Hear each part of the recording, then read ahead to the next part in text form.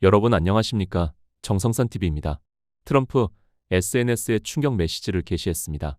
부정선거 바로잡지 못하면 미국은 더 이상 존재하지 않을 것. 이 메시지에 담긴 뜻 그리고 부정선거로 매번 시끄러운 한국의 검증 불가한 선거구조에 대해 소상하게 밝히겠습니다. 정성산TV 좋아요, 구독, 알림은 큰 힘이 되겠습니다. 부정선거 바로잡지 못하면 미국은 더 이상 존재하지 않을 것. 트럼프 SNS에 연일 부정선거 척결 강조. 도널드 트럼프 미국 대통령이 자신의 SNS를 통해 미국 선거 제도에 대한 강한 불신을 드러내며 나라의 존립 자체가 위태로울 수 있다는 충격적인 발언을 내놨다. 그는 미국의 선거는 조작되고 도둑맞았으며 전 세계의 웃음거리가 되고 있다. 이를 바로잡지 못한다면 더 이상 나라가 유지되지 않을 것이라고 주장했다.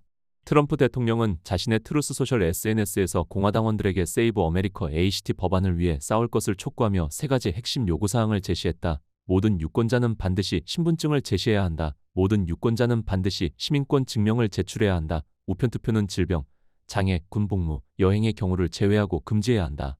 투표소에서 무조건 신분증을 제시해야 하며 선거 조작의 온상이 되고 있는 우편투표를 부득이한 경우를 제외하고 철폐한다는 내용이 골자이다. 트럼프 대통령은 당연한 요구에 대해 민주당이 필사적으로 반대하는 이유는 부정선거를 자행해야 되기 때문이라고 몰아세우고 있다. 트럼프 대통령의 메시지는 미국 정치권에 큰 파장을 일으키며 선거 제도 개혁 논의를 촉발하는 동시에 전 세계 선거 시스템과 관련한 논란에도 불씨를 던지고 있다.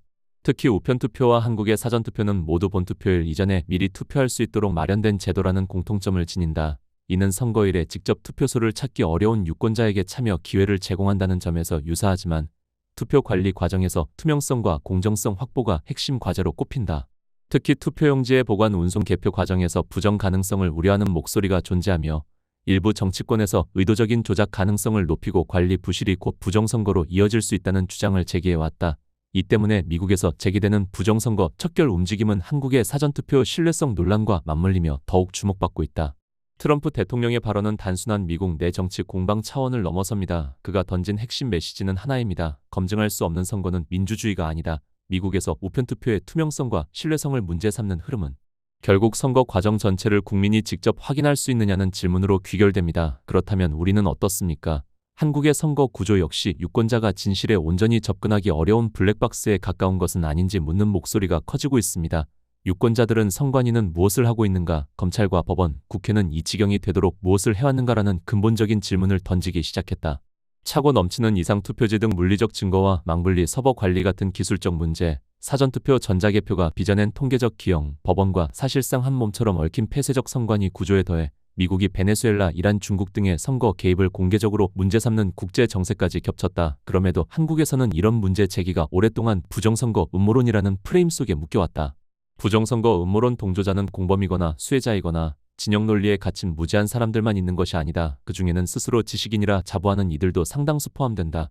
이들은 요즘 세상에 부정선거가 어디 있느냐거나 왜 양심고발자가 없느냐, 수많은 참관인이 있는데 부정 투입을 모를 수 있느냐는 식으로 음모론이라는 말을 앞세워 자신의 지적 우위를 과시해왔다. 그러나 부정선거 의혹을 둘러싼 국내외 증거와 문제 제기가 축적된 지금 처음에 오판을 인정하지 못하고 자기 부정을 회피하는 태도는 더 이상 지적 태도가 아니라 민주주의를 가로막는 장애물이 되고 있다. 검증과 진실 규명 없이 음모론이라는 꼬리표만 반복하는 자세가야말로 무책임하다. 이미 선관위 노조 간부 몇 명이 인사 운영상의 문제를 양심 고백한 사례가 있고 중국인 등 외국인이 조직적으로 투표에 개입했다는 정황이 담긴 텔레그램 채널 민경욱 전 의원도 공개된 바 있다. 다만 주류 언론이 이를 본격적으로 보도하지 않았고 수사기관 역시 제대로 된 수사를 벌이지 않았을 뿐이다. 지금 필요한 것은 프레임 전쟁이 아니라 선거 시스템 전체를 투명하게 여러 유권자가 직접 검증하며 진실에 접근할 수 있도록 만드는 일이다. 한국은 어떤가? 전산화와 자동화를 앞세웠지만 정작 그 내부는 아무도 들여다볼 수 없다. 투표지 분류기와 심사계수기의 소프트웨어 코드는 외부에 공개된 적이 없다. 국정원이 2023년 보안점검에서 통합선거인명부 시스템의 비밀번호가 12345였음을 확인하고 망분리 원칙이 실제로는 작동하지 않았음을 드러냈다. 선관위 스스로 폐쇄망이라고 주장해온 것이 거짓으로 판명된 것이다. 이 시스템을 믿고 검증을 닫아온 법원의 판결들은 이제 전제 자체부터 흔들린다. 사전투표 선거인 명부는 선관위 의결만으로 임기 중에도 조기 폐기할 수 있다. 의혹이 제기되지 않으면 2, 3년 후 폐기하는 것이 가능하다. 사후 검증의 핵심 증거가 당사자인 선관위 손으로 사라질 수 있다는 구조다. 통합선거인명부는 내부 시스템에만 존재하며 외부 접근이 차단되어 있다. 개표 상황표는 투표함마다 생성되지만 전자분류기를 거친 결과이므로 분류기 단계에서의 오류나 조작은 그대로 상황표에 반영된다. 수검표는 이미 분류된 결과를 눈으로 확인하는 절차일 뿐 분류기 자체의 정확성을 독립적으로 검증하지 못한다. 이것이 블랙박스다. 투명한 상자가 아니라 안이 보이지 않는 밀봉된 구조다. 이 구조 안에서는 부정이 있어도 없는 것처럼 보이고 부정이 없어도 의혹이 사라지지 않는다. 어느 쪽이든 민주주의에는 치명적이다. 부정선거 소송의 원고들이 직면하는 벽은 높다. 법원은 증거 보존 신청 가운데 서버, 소프트웨어, 전자개표기 관련 10개 항목을 기각했다. 선거 시스템 웹서버와 개표기 프로그램에 대한 접근을 원천 차단한 것이다. 대법원은 선거소송에서 원고가 조작의 구체적 사실을 입증할 책임이 있다고 판시한다. 그런데 그 입증에 필요한 증거 접근을 법원이 막는다. 결국 증거를 못 보게 해놓고 증거를 대라는 논리가 된다. 이준석 대표가 토론에서 법원이 부정선거를 인정하지 않았다는 근거를 들었지만 그 법원이 증거 접근 자체를 차단한 상황에서 기각 입구로 부정선거 없음이라는 등식은 성립하지 않는다. 더 근본적인 문제가 있다. 전국선거관리위원회 위원장은 관행상 현직 법관이 맡는다. 선관위가 관리한 선거를 법관이 판결하는 구조다. 선관위와 사법부 사이에는 이해충돌 방화벽이 없다. 2023년 감사원 감사에서 선관위에 1200건 부정채용이 적발되었을 때 선관위 자체 감사의 적발 건수는 0이었다. 자정 능력이 없는 조직이 공정한 감시를 받지 못하면 어떤 결과가 나오는지는 자명하다. 이 문제를 가장 명쾌하게 정리하는 비유가 있다. 은행이 수표를 발행할 때다. 부정수표 단속법은 금액 상이나 위변조 수표가 발견되면 은행은 24시간 이내 고발을 의무화한다. 또 수표 발행이 핵심 업무인 은행이 금액이 다른 수표를 한 장 발행했다면 과실이다. 여러 장이 나왔다면 중과실이다. 다양한 지점에서 다양한 형태로 반복적으로 발생한다면 그것은 고의다.